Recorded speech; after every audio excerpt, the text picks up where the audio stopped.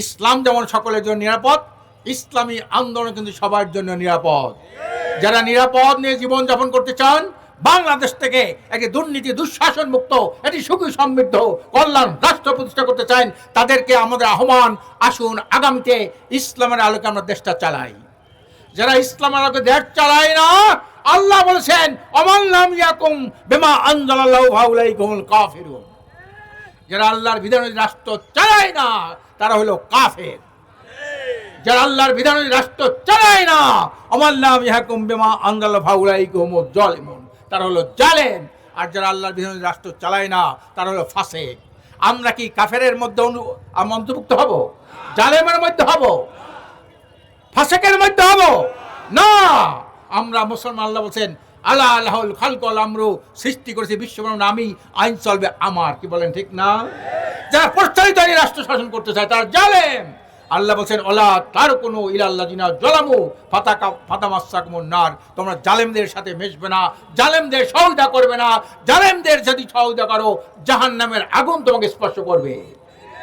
আজকের জুলুম দেখেছি, নির্যাতন দেখেছি, সন্ত্রাস দেখেছি, চাঁদাবাজি দেখেছি, দখলবাজি দেখেছি। আমরা এটা নির্মূল করতে চাই ইসলামী আইন বাস্তবায়নের মাধ্যমে। আজকে হাজী ইব্রাহিমকে তো আপনার সবাই ছিলেন, আপনার এলাকার সন্তান। এর বাবার সাথে আমার খুব সম্পর্ক।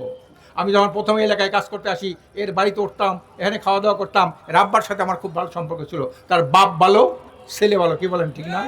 যার বাপ ভালো তার ছেলে ভালো, এসে ভালো আর কি হতে পারে? অনেকের বাপ ভালো ছেলে খারাপ, ছেলে ভালো বাপ খারাপ, সে যেমন ভালো ছেলে হিসেবে পরিগণিত হতে হয় না। এর বাপও ভালো, ছেলেও ভালো। কি বলেন ঠিক না? সবাই তাকে চেনেন। আমরা চাই তেঁতুল গাছ লাগিয়ে যেমন আম আশা করা যায় না, মাদার গাছ লাগিয়ে কাঁঠাল আশা করা যায় না। বারবার দুইতে বিশ্ব চ্যাম্পিয়ন যারা বানিয়েছে তাদেরকে ভোট দিয়ে দেশে শান্তি কল্যাণ আশা করা যায় না। এই জন্য আমি আপনাদেরকে অনুরোধ করব, আপনারা আসেন। আল্লাহ বলছে তুমি তোমার ভাগ্যের পরিবর্তন করো, আমিও তোমার ভাগ্যের পরিবর্তন ঘটাবো না। আসেন আমরা এবার আমাদের ভাগ্য পরিবর্তন ঘটানোর জন্য আজকে শুধু হাজী ইব্রাহিম আমাদের প্রার্থী না, সবাই কিন্তু আমরা প্রার্থী। কি বলেন ঠিক না? সবাই আমরা আল্লাহর রহমতে আমরা আগামী নির্বাচনে এক একজনে 10 জন 20 জন 50 জন লোককে আমরা ইসলামের পক্ষে দাওয়াত দেব। দুনিয়া আখিরাতে আল্লাহ